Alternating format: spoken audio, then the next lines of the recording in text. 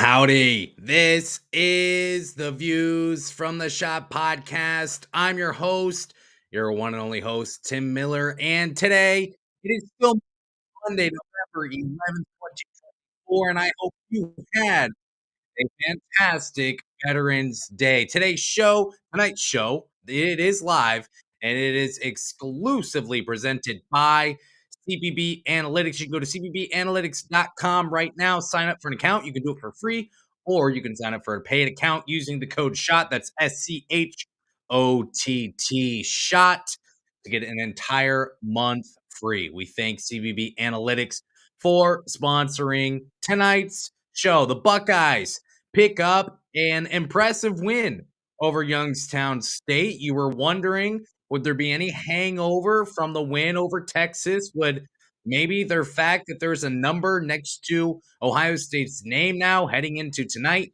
would that affect how this team performed? The answer, no, it would not.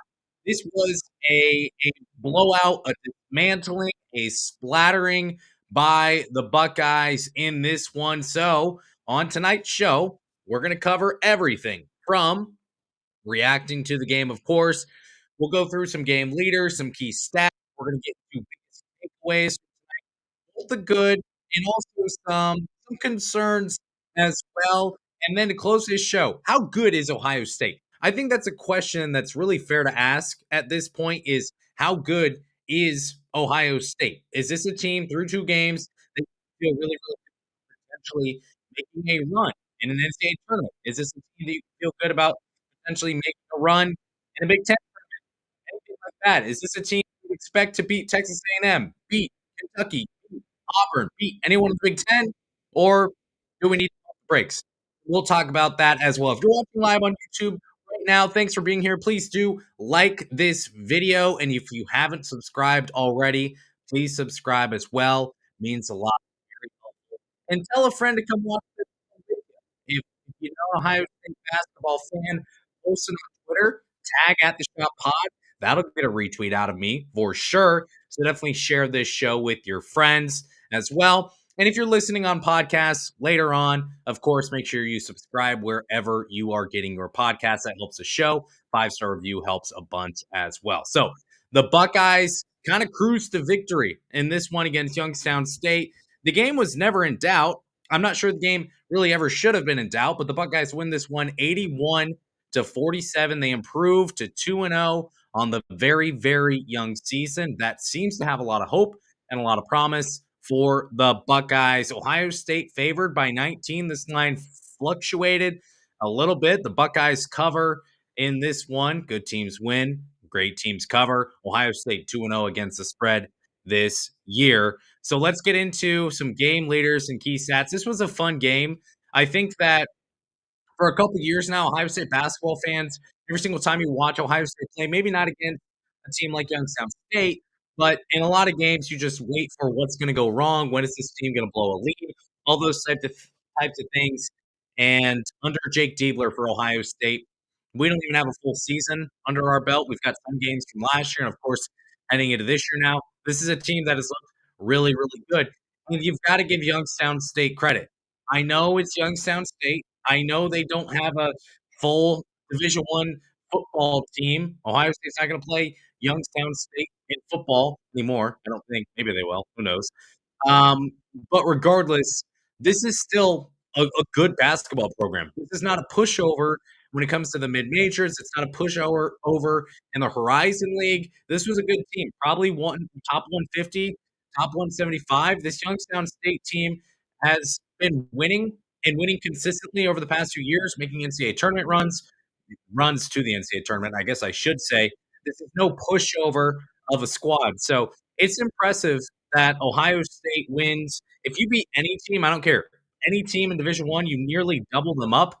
That's a great win. You hold a team to 47 points. That's a great win. Youngstown State is a good team. So we have to get that out of the way first, I think. But as you talk through game leaders and key stats and all those types of things, another great night for Junie Mobley. I don't know if we're supposed to call him Junie Mobley. I don't know if we're supposed to call him John Mobley. Doesn't matter. Really doesn't matter. You know that when Junie Mobley is out there, he's going to hit some threes. And that's what he did again for Ohio State In this one, he had 16 points. That led all scorers in this game. He was the leading scorer for the Buckeyes, leading scorer of anyone who stepped onto the floor in this one. 5 of 9 from the field. He started 3 of 3 from deep as well. I'm not here to take any shots at Drive the Lane podcast. I'm assuming Golden, who you should follow as well on Twitter. He tweeted, "Will Junie Mobley ever miss a three?" Hmm. Can't be doing that, guys. We can't be doing that because it just means that the next time he takes a three, he's probably gonna miss. It needs to be said, all right? That miss, that ugly three that went up from the corner from Junie Mobley, that was on no one other than Andrew Zolden, who I believe tweeted that from the Drive the Lane pod on Twitter. I'm just saying, all right? And you can hold me to that. You can share this with him that I think it's Andrew's fault, and that's fine. I'm willing to step up and be a man and say that Junie Mobley didn't miss that three-pointer by any fault of his own. But another great game from John Mobley Jr. I'll just interchange the name Junie Jobley. Jobley. Maybe that'll work. Maybe it's Jobley. We'll take that. 5 of 9 from the field, 3 of 4 from the three-point line. He played 23 minutes. Jake Diebler puts him in there late in the game, under 4 minutes left. I feel like it was maybe 2 minutes left. Me personally, I'm sitting on the couch, not employed by the Ohio State University to coach a basketball team, saying, "What? Why? Why is he back in there? Don't know. Maybe you wanted a little bit more run for John Mobley Jr. Not mad about it. It was a huge game for John Mobley Jr. We'll talk about him here in just a second, and then you move on. Aaron Bradshaw, man, it's been a long week without Ohio State basketball, and I think the biggest question on everyone's mind heading into game 2 was, are we gonna get anything out of the front court? Is Aaron Bradshaw, Sean Stewart, are either of those players gonna look good? Well, Aaron Bradshaw, I think, looked really, really good in this one. 16 points, 8 rebounds, 5 of 8 from the field, even more efficient than John Mobley Jr. was, and he hit a triple early. I think that was huge for him. You hit a 3 like that, you get the opportunity to get into the flow of the game. Against Texas, he got some shots up, but those shots were not falling. He was aggressive early, couldn't get shots to fall. In this one, he did, and he came close to a double-double. This was not a career high for Aaron Bradshaw. I believe he scored 17 against, I'm not gonna be able to remember the mid to low major team that he did that against last year with Kentucky, but still 16 points and 8 rebounds. A really, really solid game out of him. He was efficient. Bruce Thornton, 12 points, 5 rebounds, 3 assists. He continues to be the do-it-all guy for Ohio State. Another really, really solid game out of him. He shot the ball well in this one. He had that patented pull-up shot from the free throw line where he dribbles, he gets crafty, he gets just a little bit of space, he pulls up and he fires, and it feels like those shots go in more than 9 times out of 10. You are very confident when Bruce Thornton pulls up from there that he's gonna make the shot, and he had at least one of those tonight, 12 points in total for Bruce Thornton. Meechie Johnson, 11 points, 4 of 7 from the field, 3 of 5 from the three-point line. We'll talk about Meechie here in a little bit as well. It's good to see him get to 11 points in a game. Obviously, not the best start against Texas. He didn't look the most comfortable, of course, but we'll talk about him here in a second as well. Sean Stewart puts up 10 points, 7 rebounds. You talk about the front court. You need good play from Aaron Bradshaw. You need good play from Sean Stewart.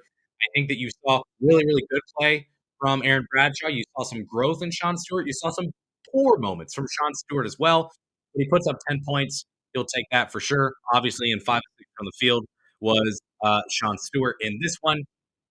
And then Braylon Nash, walk on from New Albany, Ohio. He comes in, snaps in a three. It's no big deal. No big deal. I had to give him some love somehow. So if you were here waiting for the show to start, you saw the stream is starting soon.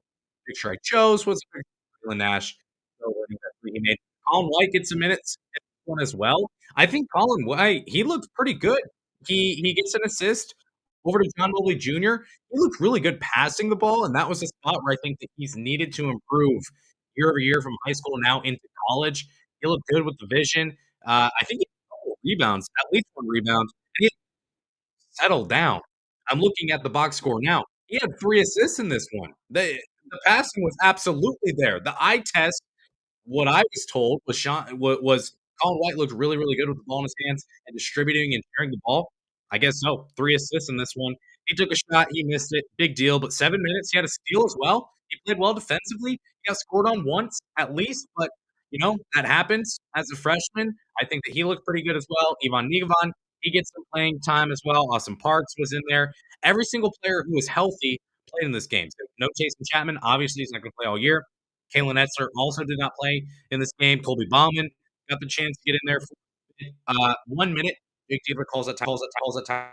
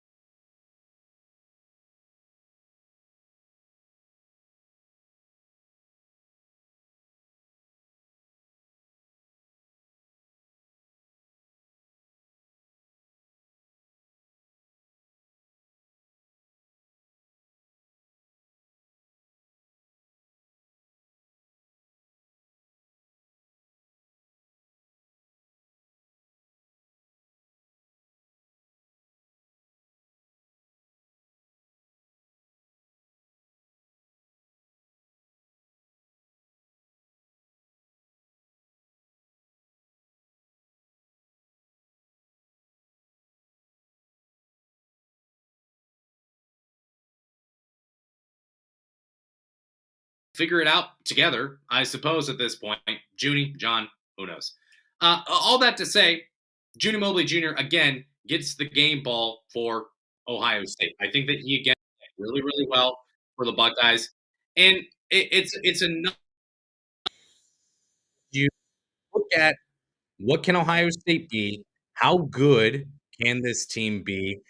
You look at Junie Mobley. That's the player you have to look at. And this one, he looks so comfortable again. 16 points, 5 of 9 from the field, just like in game one against Texas. Yeah, he had some moments. He had some moments on the defensive end. He maybe didn't look the best.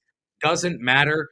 Game ball for me, when I'm giving these out, as if anyone gives a crap or even a heck about why I would give out a game ball or what the reasons are, it really comes down to how much value did you add to your team tonight?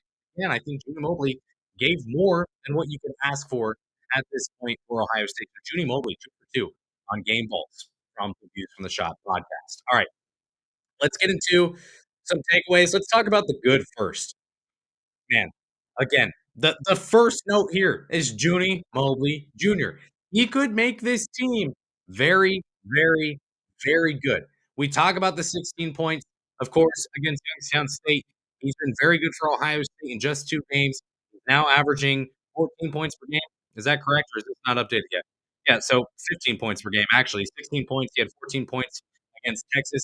He has looked really good. He's been trigger happy, but more so trigger confident. Like he's confident when he's got the ball in his hands. And again, I hate to bring up Mason Chapman and just sling mud. That's not what the goal is. It's just 2 different types of players. What you got from Jason Chapman was slow growth across the season. You didn't see this type of play from Jason Chapman in game 2 last season. Chris Holtman didn't really play him that much. That had a lot to do with it, and you deal with some injuries as well, of course. I don't even know if he was playing in those first 2 games or not. But you look at Junie Mobley, the success that he has had, the confidence that he has had, he's not just a freshman. He's not just a guy who you throw a couple bullet points on the scouting report, and whoever's guarding Junie has to be aware of, yeah, he might be able to shoot. No, this is a guy who can shoot. He can shoot from deep. He can shoot off the dribble, and he can pump, get inside the 3-point line, and score as well. He did all of those types of things tonight. I'm telling you, Junie Mobley was my X factor heading into the season. He was the guy who, as you look up and down at this team, which player is going to give Ohio State the highest ceiling, that player is Junie Mobley Jr. So great in this one. We'll talk about how good Ohio State could be, but Junie Mobley Jr. looked great. Bruce Thornton, I feel like he's had 2 kind of quiet outings, and I think that is a phenomenal thing. So quietly as you can, he scored 20 points against Texas. It didn't feel like he was the focal point, though, because you had Junie Mobley stepping up. You had Micah Parrish stepping up as well for Ohio State in that one. And in this one, he scores 12 points. He has 5 rebounds. He has 3 assists. An extremely complete game in this one, and he was very efficient from the field as well. 5 of 6 from the field, 1 of 2 from deep. And the great thing about this team is that you do not have to rely on Bruce Thornton to constantly be the guy every single night. You saw him hit that freshman wall. You saw him even last year as a sophomore at times just not being able to carry the burden and the load because he's getting no help. Please pause. I need some water. Got a little scratch in the throat there, so we needed to lubricate. Um Bruce Thornton has looked, just so good in 2 games with Ohio State.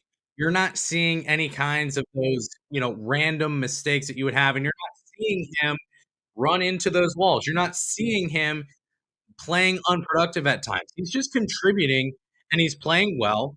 And I think it's huge for Ohio State that you do not have to solely rely on one guy. If Bruce doesn't have it, which maybe at some point he won't, but he's had it so far. If he doesn't have it, you can look to John Mobley Jr.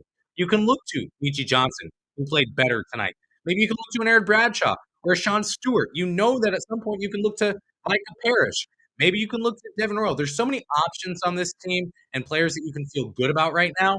I think you should be feeling really, really good about how Bruce Thornton has in these first 2 games. And then the defense.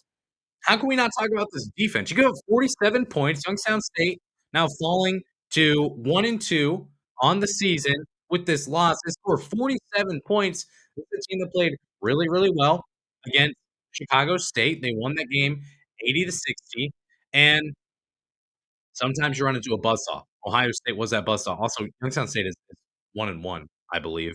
CBS Sports app is telling me 1 and 2. I think that is lying to me. However, this defense was incredible.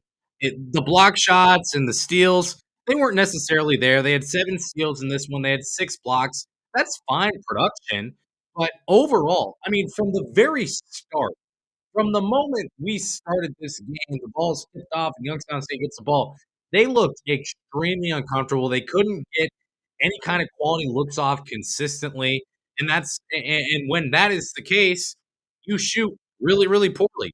You shoot 23.7% from the field. You make 3 three-pointers in one game. How many players? Let's look this up. How many players for Ohio State made more threes or as many threes as Youngstown State tonight? So we got Michi Johnson and John Mobley Jr. I was hoping it'd be more. That'd be more impressive, but sometimes when you're live and you try to find a quick stat like that, it doesn't fit your narrative. That's okay. 3 threes, entire team, 2 players on another team had the exact same amount of threes as an entire team over 40 minutes. Michi Johnson. How many minutes did you get in this one, Michi? You got 23. I think John Mobley Jr. had the exact same. Yeah, he had 23 minutes as well, and he made 3 threes. So about half the time, and you matched the exact same production that Youngstown State had. This defense looked really, really good in this one. I really don't think they looked all that bad against Texas as well. This was a concern. Remember, this was a concern that I had coming into the season was how will Ohio State's defense perform, especially in the front court. Aaron Bradshaw, Devin Royal, definitely dealing with foul trouble. Evan Mahafey definitely dealing with foul trouble in their time in college so far. John Stewart, you feel like he can be okay defensively in the backcourt. What are you going to get from Michi Johnson? What are you going to get from Cody Mobley? What are you going to get from at times, not necessarily Bruce Thornton, but just the weight that he had no longer there. So those were some concerns that I had. In this one, you give up 47 points. It's the least amount of points Ohio State has given up since they played New Orleans on December 21st last year, I believe, and they gave up like 36 points somehow. I don't know how that's even possible to score 36 points in 40 minutes, but Ohio State made it happen, and that was the Chris Holtmann coach, Ohio State guys at that point, and they made it happen. So Ohio State looked really, really good defensively. That's something obviously to build off of, and you need to see them look good defensively, especially Texas A&M is going to be a tough matchup. It's already been posted on the pod today. I will post the Texas A&M preview most likely on Thursday on YouTube as well, so you can keep an eye out for that and to get a refresh on Texas A&M. That's going to be a tough matchup. Concourse going to have to be good defensively. This entire team's going to have to be good defensively. But all in all, I think it was a solid game tonight for Ohio State defensively. We'll talk about that a little bit more when we get into concerns. And let's get into concerns right now. So, again, I have to ask this, and it's almost like I'm reaching. It's like I'm playing devil's advocate. I get that. I'm not going to argue against it, but I do think that the question needs to be asked. What happens when Ohio State runs into a game when they can't hit threes? Okay? Against 14 of 28 from deep. Make 4 have really, really good shots to win a game. In this one, they only make 10 3-pointers, but they go 10 of 22.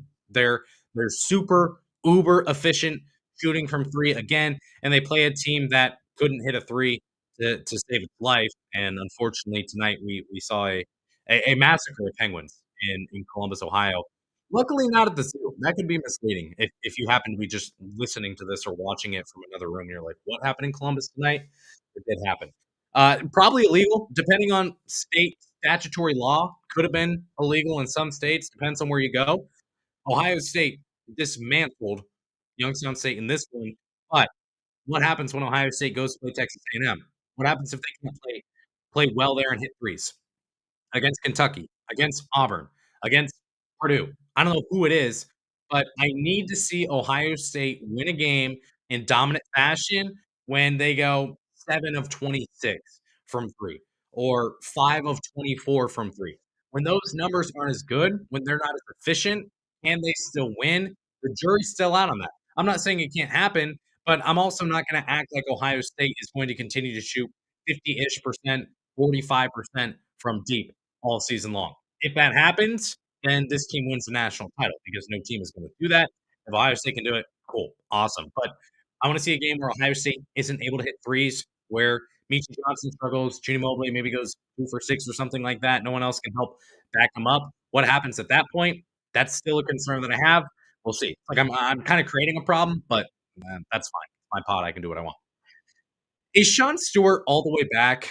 So Sean Stewart in this one, 10 points, 7 rebounds, really efficient from the field. I still think defensively, and he had 3 fouls in this one. He picked up that third foul very, very quickly in the second half.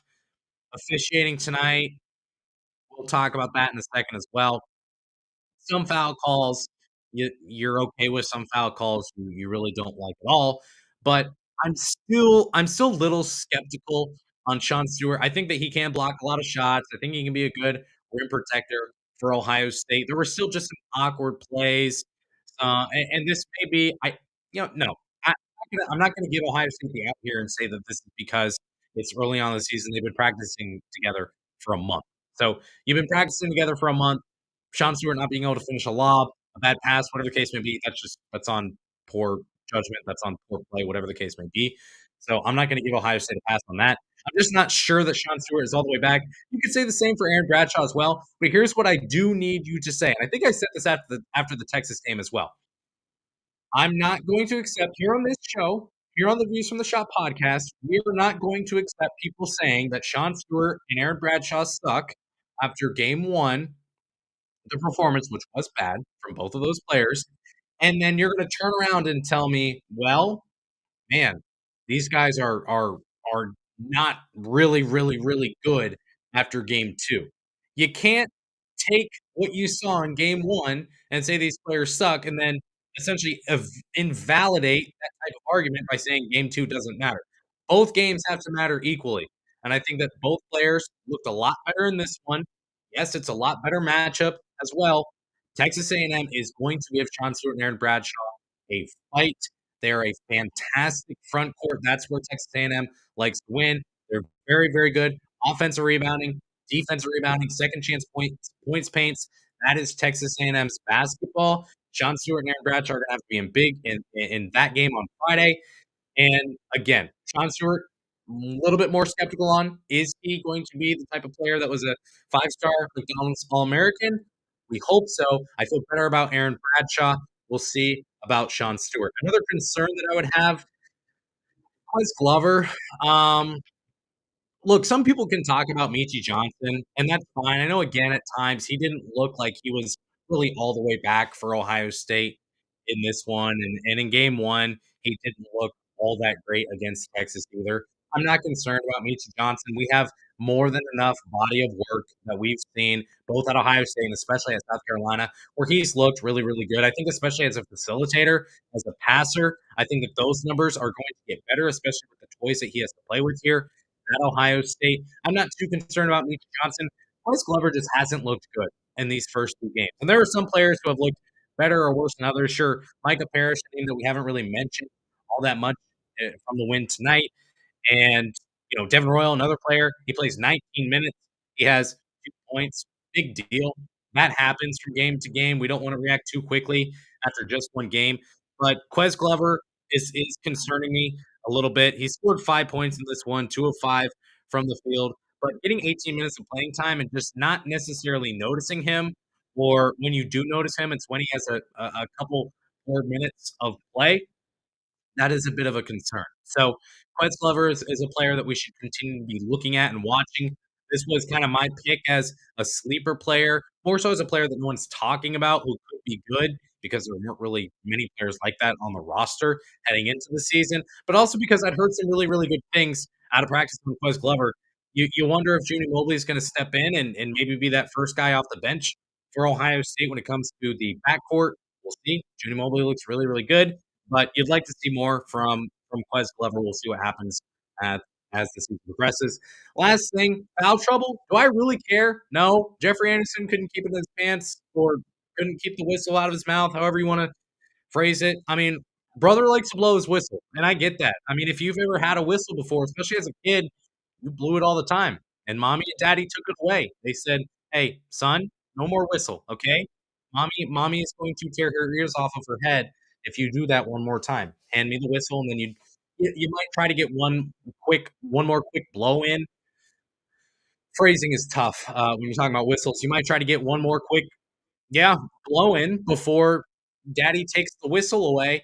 I think maybe Jeffrey tonight, he's doing his high knees and he's staying loose out there. Maybe he felt a shadow of some figure that could be threatening to take away his whistle, so he wanted to make sure that that whistle was still working well. It's clean out the mouth. And that's what he did tonight. So, there's a foul on Austin Parks, man. He's standing straight up. I mean, straight up good defense. In credit to Austin Parks, he didn't react after the foul was called on him. I think Sean Stewart's 3rd foul as well. Maybe. I think that was the foul that I'm thinking of. There are some plays in this one. Just the overall flow of the game disrupted a bunch by whistles in this one. I'm not really concerned about the fouls. Yeah, you had again Sean Stewart with 3 fouls. You had Micah Parrish picking up 4. Devin Royal had 3. Austin Parks had 3 fouls in not a lot of minutes, 4 minutes. That happens. Outside of that, I mean, 22 fouls total. They were kind of spread across a bunch of players. I'm not all that concerned about the foul trouble in this one. It's something to. All right. So to close this show, we need to kind of investigate how good is Ohio State. We have a 2-game sample size at this point, and I think fans are past the point of being cautiously optimistic, and they're really liking watching this team. I'll say it. This could be a bit of a dream team for Ohio State. We're 2 games in. I've seen a lot to feel really comfortable with buying in on this team. Being an NCAA tournament team, I projected that before the season, but this team could be really, really good. I mean, you beat Texas, you crush Youngstown State. This game against Texas A&M is going to show us a lot because Texas A&M does return a bunch of production from last season. So if you watch Ohio State go in and knock off Texas A&M at College Station, I'm not saying print the banners, but at least get them typed up and ready to go. I mean, this could be a really, really good team. You see how they play defensively against Youngstown State. Again, Youngstown State, not a bad team at all. You see them pick up a win against Texas. It's a 10 p.m. game in Vegas. Freaking weird, man. It's just weird. So overall, Ohio State, they have the option. Bruce Thornton doesn't have to be the guy this year. Last year, it was Bruce Thornton or Jamison Battle, and sometimes Roddy Gale.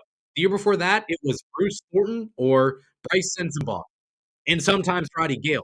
But it was really Bruce Thornton and one other guy. This year, you've got Bruce, you've got Michi, you've got Junie, obviously, you've got Sean or Aaron, you've got Micah who can all come in and play. Devin Royal can give you good minutes.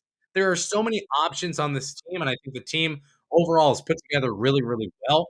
It's well equipped to play in a shootout, to get threes up and to make shots. There are some players with some serious range on this team, and I think it's almost casual to step onto a podcast and kinda overreact and say, "Hey, this team is gonna be really, really good after just 2 games," but from what I've seen at this point, I feel confident about where this Ohio State team could be in January, in March. Dare I say April? I don't. I don't dare say that right now. But after 2 games, the sample size that has been given to this point, how could you not feel really confident, really positive about the direction this team is going in? And again, Jake Diebler, 8-3 last year as the interim head coach. You knock off Purdue in your first ever game. Then you go to Michigan State. You get a buzzer beating win there. You pick a couple more big wins. You crush Michigan at home. You beat Rutgers in a game you needed to have. Go to the Big Ten tournament, you beat Iowa, you go make a run at the NIT tournament as well, you pick up a couple wins there. This has been a good team under Jake Diebler. Like, that's just a fact at this point. So I would say overall, you should feel more confident about where Ohio State basketball is at this point in the season. Again, it's only 2 games. No reason to not feel good about Ohio State. Okay, that said, it's bedtime for Bonzo. I am Bonzo. Maybe you are too. If you are Bonzo, then go to sleep as well. Not with me, but separately. Um, yeah. So with that said, we have got still a big week coming up. Already have an episode out on previewing Youngstown State and Texas A&M. If you missed that, you can go listen to that show. It's on podcast. You can listen to the Texas A&M portion within the next couple of days as well, or watch as well. And then, well, you can't watch actually. YouTube on Thursday morning. Expect a video out previewing Ohio State and Texas A&M. Appreciate you watching live. If you've been here live, again, like the video if you're here. If you haven't liked it already, please like it. Make sure you're subscribed. Leave a comment as well. Comments help too. We love all of that. And I see a comment here. Hey, I'm going to shout out Bob Miller. Never heard this name before, but maybe we're related. Referee Anderson has watched one too many games worked by Ted Valentine, another in the long line of terrible Big Ten refs who want to be, quote, the show. And yeah, sure. Yeah, Jeffrey Anderson, not great in this one. But that's just kind of how Jeffrey Anderson goes. So it is what it is. Buckeyes pick up a big win over Youngstown State. This Texas A&M game is going to be huge. If Ohio State wins this one, man, the sky really could be the limit for the Buckeyes. So it's going to be a long couple of days here as we wait for Ohio State to take on Texas A&M. That's a 9 o'clock tip, I believe, Eastern time in College Station. Big game for the Buckeyes. So until then, I appreciate you listening or watching today's show more than you could ever imagine. I'm going to shut up before you shut me off. Go Bucks.